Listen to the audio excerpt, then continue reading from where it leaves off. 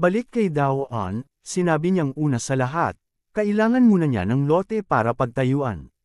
Hinugot niya ang mga sinulid mula sa kamay niya, at ginamit ito parang whip para pumuputol ng mga punong kahoy sa paligid. Ganito ang tunay na deforestation, sabi niya habang napuputol ang sangkaterbang puno. Pinili niya ang mga punong may magandang klase ng kahoy at pinaghiwalay ang mga ito. Sabi ni Dao An, mukhang sapat na ang mga punong naipon niya, pero ang dami pa ring natitirang mga tuod sa lupa. Gumamit siya muli ng mga sinulid na parang letigo at hinugot ang lahat ng ugat ng punong natira sa lupa. Nang lumanas na ang paligid, pinatag niya ang malaking bahagi ng lupa at sinabi, ayos ta. Maluwag at maliwanag. Gumalaw lang siya ayon sa gusto niya habang nagtatayo ng bahay. Pero kahit ganoon, alam niyang kailangan niyang magtayo ng poste sa 4 na sulok ng lupa. Ganito pala ang tinatawag na malayang kalooban, sabi niya habang napapangiti. Natutuwa siya, siguro dahil ito ang unang bahay na matatawag niyang sarili niya. Naglatag na siya ng mga tabla para sa sahig. Para sa mga pader, wala siyang pako, kaya gagamitin na lang niya ang slime mula sa mga snail-type monsters. Kapag tumigas ito, matibay na parang bato. Pero hindi pa niya sigurado kung hindi ito tatagusan ng tubig. Nang matapos, sinabi niyang oras na para sa mga huling detalye. Nagtali siya ng mga sinulid sa paligid, at sinabing kahit mga halimaw ay mahihirapang lumapit dito. Pagtingin niya sa bahay na gawa sa pinagtagpi-tagping kahoy at slime, sabi niya habang nakangiti, mukha siyang bahay sa Minecraft, pangit pero okay na rin. Medyo maaliwalas din naman, at ang mahalaga, gusto niya ito. May kulang pa raw, pero hindi niya alam kung ano. Napaisip siya kung ano ba ang meron sa normal na bahay. Sa lab dati, pinakita sa kanya sa educational video kung ano ang itsura ng normal na tirahan bago pa bumukas ang mga gate. Usually nagtatanim sila ng kung ano sa bakuran, baka aso ang kulang, sabi niya. Pero hindi siya makakapag-alaga ng aso rito. Naalala niya, baka pwede siyang gumawa ng munting taniman ng gulay. Pero hindi rin siya sigurado kung may tumutubo bang gulay sa Demon Realm. Bigla siyang napangiti. May niyebeng bundok malapit dito, sabi niya. Baka pwede akong magtanim ng mandragora doon. Umakyat siya sa bundok. Ayon sa narasayon, ang mandragora ay tumutubo malapit sa tuktok ng bundok, kung saan pinakakapal ang demonic energy. Habang umaakyat, napansin niyang malakas ang pag-ulan ng nyebe. Siyempre, nyebeng bundok nga, biro niya sa sarili. Naalala niya, ganoon din kalakas ang nyebe noong araw na dinukot siya ng lab. Sobrang lamig daw noon, na mas pinili pa niyang madukot kaysa mamatay sa ginaw. May mabuti rin naman palang naidulot ang pagiging kay Mira, sabi niya. Hindi na siya nanginginig sa lamig, at hindi na rin niya kailangan mag-alala sa gutom o sakit. Sa kapal ng demonic energy, alam niyang malapit na siya. Unti-unti na ring humihina ang snowstorm. Nang makita na niya ang mga mandragora, ngumiti siya at sinabing, buti na lang, hindi nasayang ang lakad ko. Ang mga mandragora ay napakaselan at madaling ma-stress.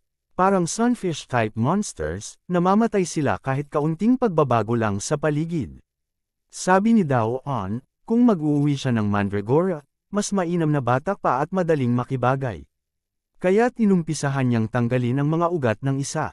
Siguro dapat tinakpan ko ang tenga ko, bulong niya, alam niyang sumisigaw raw ang mga ito kapag binunot. Pero nang hilahin niya ito, ang nakuha niya ay parang maliit na patatas na may mukha, sobrang tahimik at parang natutulog lang. Nagulat siya, bakit parang sobrang bait nito?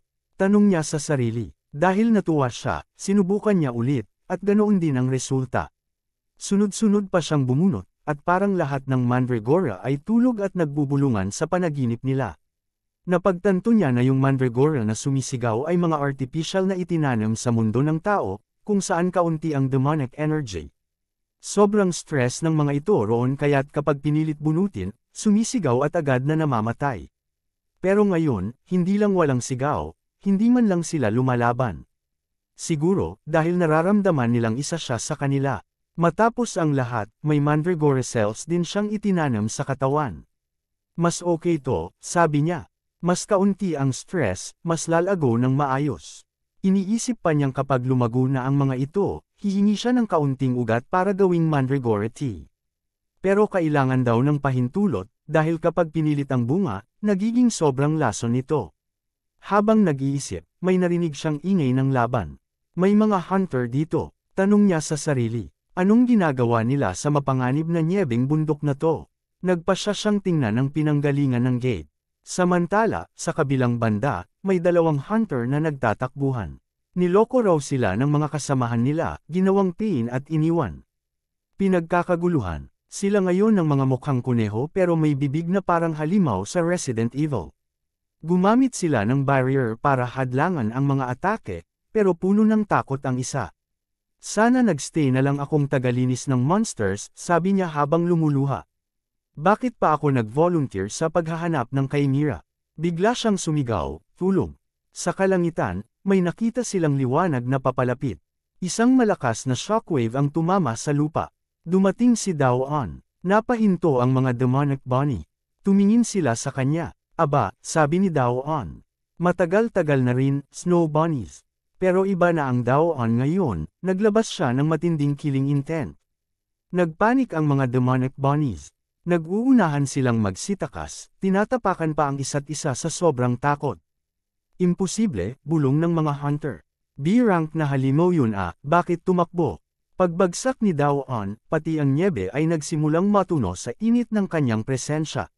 Sa isang halaman, may tumutulong na tunaw na yelo, palatandaan ng kanyang lakas. Lumapit ang dalawang hunter at nagpasalamat. Salamat sa pagligtas mo sa amin, sabi nila. Ako nga pala si Oshanjo, at siya naman si Kim Tae-hyun. Tinanong nila ang pangalan ng tagapagligtas nila.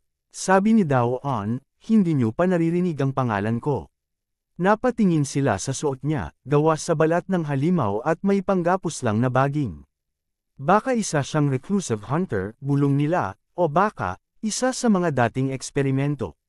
Tinanong ni Doon kung bakit sila naroon, sabay sabing sa itsura pa lang nila, halatang D-rank lang sila.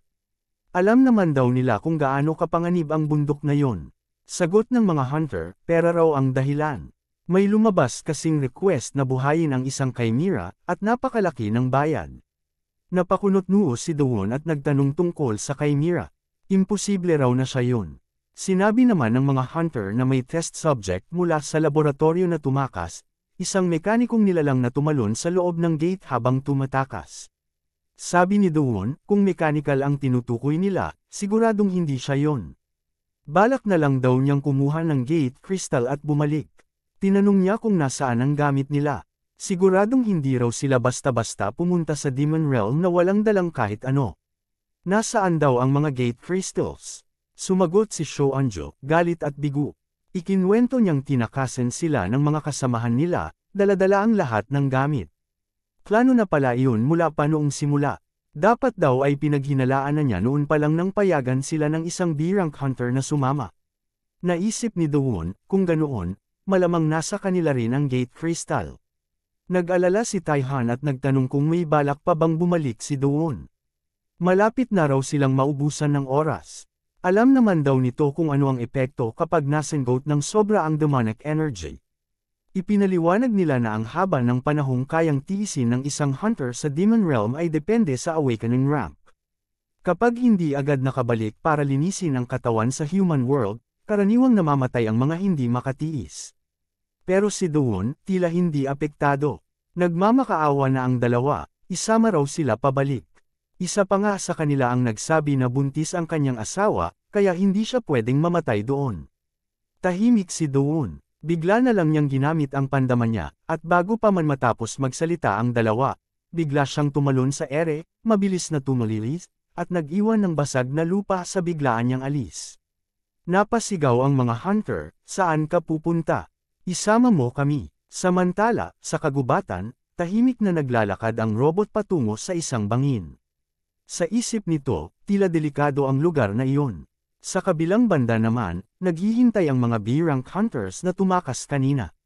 Tamang-tama na ang oras. Kunin na natin to. Sabay-sabay, sigaw ng isa, ngunit biglang nagsalita ang robot. Kung mapanganib ang lugar, dapat raw itong linisin.